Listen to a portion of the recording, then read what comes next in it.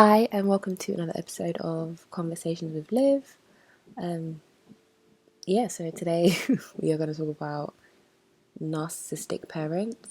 This is the last episode I'm doing in my mini series on narcissism, so hopefully you guys enjoy it. Just a reminder for anybody who doesn't know or doesn't remember what narcissism is. So narcissistic personality disorder is a mental disorder in which people have an inflated sense of their own importance, a deep need for admiration, and a lack of empathy for others. However, despite having all these, what you would deem to be confident exterior, they usually have fragile self-esteem that is very vulnerable to the slightest bit of criticism.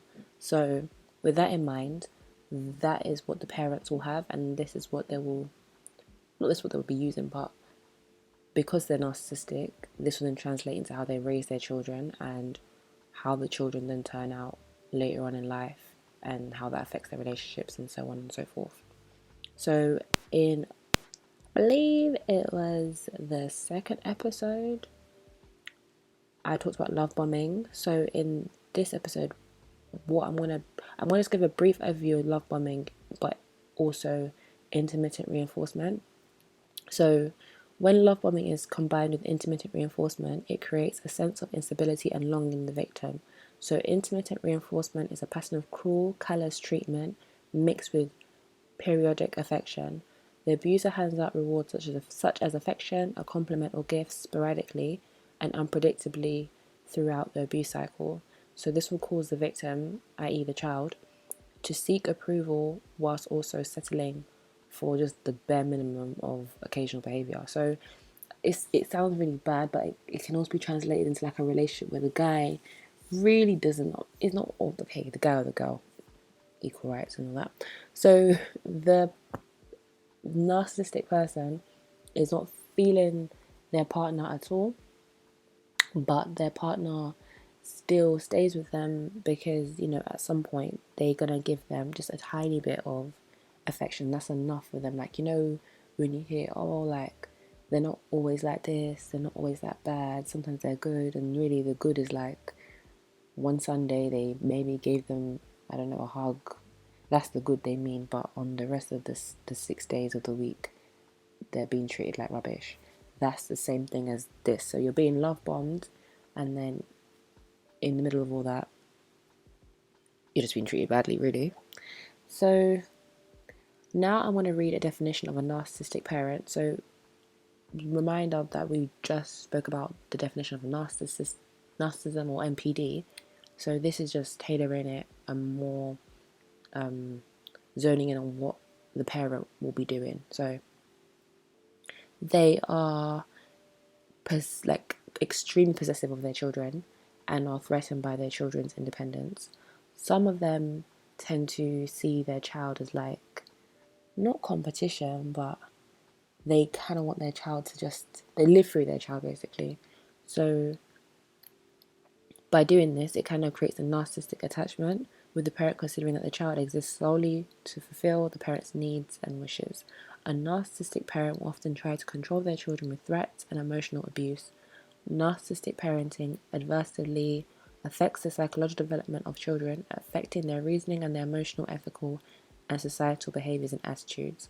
So there's no boundaries, and basically the goal is to manipulate the child to the point where the parent can get them to do whatever they want. So a sign of a narcissistic parent includes someone who constantly needs the conversation to be about them. They're immature and selfish. They brag about their children's achievements to other people, but doesn't provide this same kind of validation to the child. Blames others for any problems they may have. So that also works in terms of blaming other people for the child's behavior. So if they feel like their child is, I don't know, bossy, they'll blame someone else, oh, you made my child bossy, kind of thing. They are well liked and important to other people, but controlling and harsh when no one's looking. They'll make the child feel bad when they don't do anything they want immediately. Make the child feel guilty by boasting about how much they've done for them. Very opinionated at home, but puts on a front for other people. ruthless and unforgiving, so will just do anything to get to the top or get to where they want to go, and make the child feel anxious and lowers their confidence. That's a lot right there. And to be honest, some parents have these qualities, but that does not mean they're narcissistic. They're not good qualities to have, of course, but everyone parents the way they parent for a reason. So just gotta keep that in mind. Like, if you think, oh my gosh, like my dad's like that, doesn't mean he's narcissistic. It just means that he might just have a few character flaws, which everybody has, by the way. So yeah. The issues though that this causes in the child in their adulthood is that it can create the child to just be very indecisive and carry a lot of guilt. So they will not do something in fear that it might hurt their parent. So they will always make their decisions with their parents' needs at the forefront before their own needs. So if they don't do that, they'll then think they're selfish. This is a really, like, I think of everything, not being able to make decisions for yourself without thinking about your parents in mind is it's very crippling to me, because I feel like at the end of the day, prior to you being born, your parents had their lives. They still have their lives, and if you make decisions with them in, like, thinking of them before yourself, you will not be happy. You will end up resenting your parents because you kind of inadvertently feel like they're holding you back, even though they didn't do anything. Subconsciously they did, but even though you made the decision, you will then can't be like, oh my god, like I wasted my time because I was thinking about my parents instead of thinking about myself. So I really can't stand that. Another issue it causes in adulthood for the child is it causes internalized gaslighting. So gaslighting is a form of psychological manipulation which a person covertly sows seeds of doubt in a targeted person, making them question their own memory, perception, or judgment. So an example of this, if a parent denies an experience that a child has from the past, it invalidates their feelings from that event, but also has them second guessing if it actually happened. Now, gaslighting is mad, because to get to the point where you genuinely know something happened and then someone's telling you it didn't, that's messed up. Like, I don't know how else to put it, but it is just messed up. To be like that, and let's say that happens to you for years, it will take a long time for you to ever trust yourself and trust your decision making.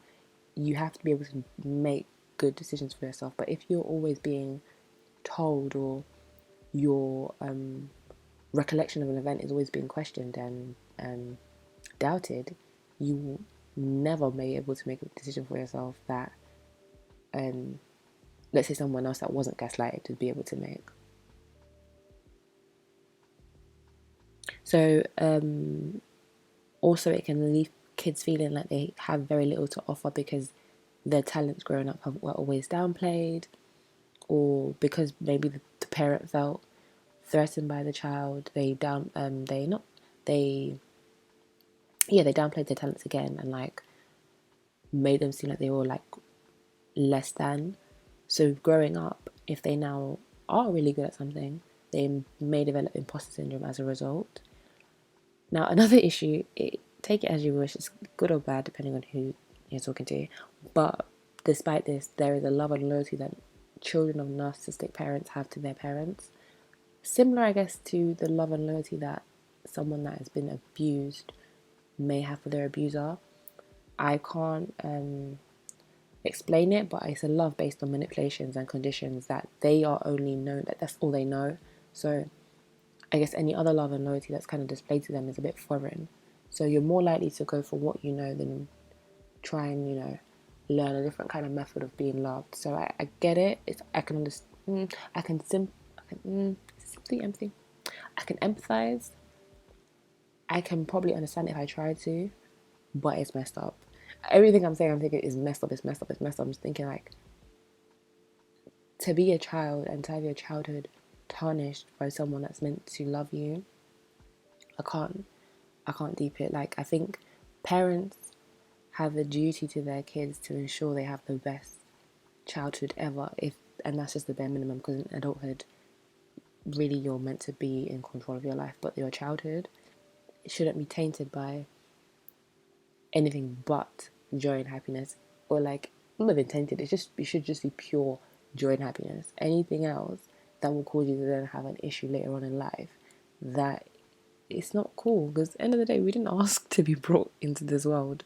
So if you've now been born and your parents can't even like do the bare minimum of being compassionate to you or just raise you in like a loving environment, I just think that's terrible. On the bright side, so it, children that are born of narcissistic parents are able to show like a level of strength because they do come out of it. Not everything is like permanent, so that's like the positive of that. But back to the negatives. They will tend to have a lot of self-blame because they weren't really shown a lot of affection growing up. So they'll have a lot of things of, if I was this, if I was better at this, maybe my mum would love me more. If I was better at that, maybe my dad wouldn't do this. If I wasn't so, naughty, like you hear a lot of those kind of phrases in kids that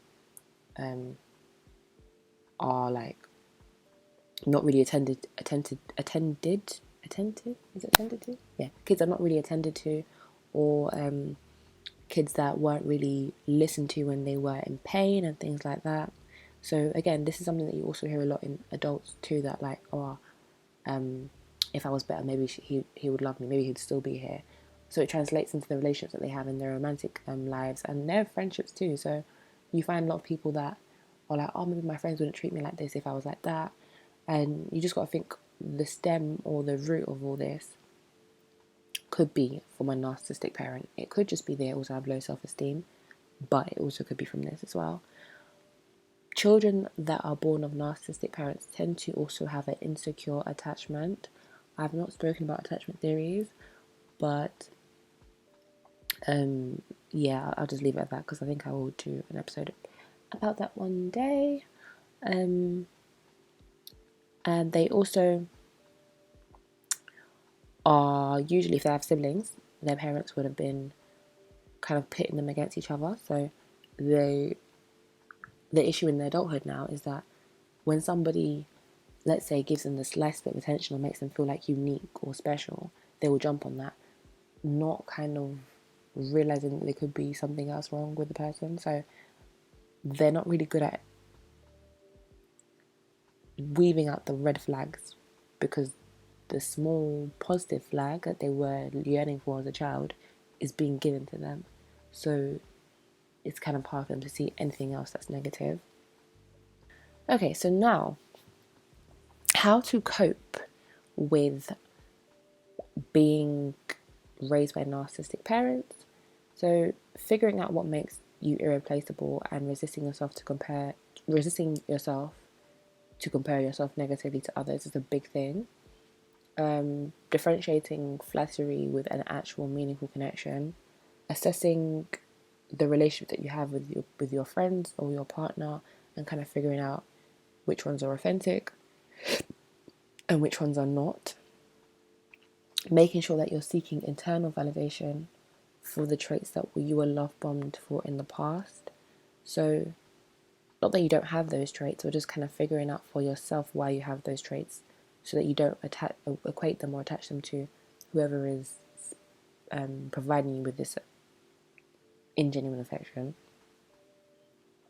So another thing is to kind of let go, like accept what's happened and let go. And it's really easy to sit here and be like, oh my God, just let go and stuff like that. But I think in anything, not just with this situation, once you're able to accept what has happened and let go, not that it's easy, it's a bit freeing in knowing that, okay, I am not attached to this situation. It doesn't define me.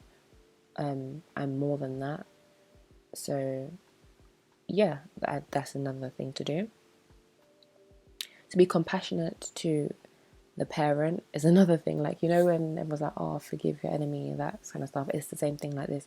Forgiving your parents or being compassionate to them, because they might care, but I think the compassion side for me will be because sometimes people with mental disorders don't know any better. So that's where I'll be like, okay, be compassionate, but then also be self-compassionate to yourself. Be able to lean on other people when you need help. Nothing can be done by yourself, so there's that. Creating and assessing boundaries is another major thing, because obviously your boundaries are not respected as a child, so when as an adult, that needs to be like 10 out of 10.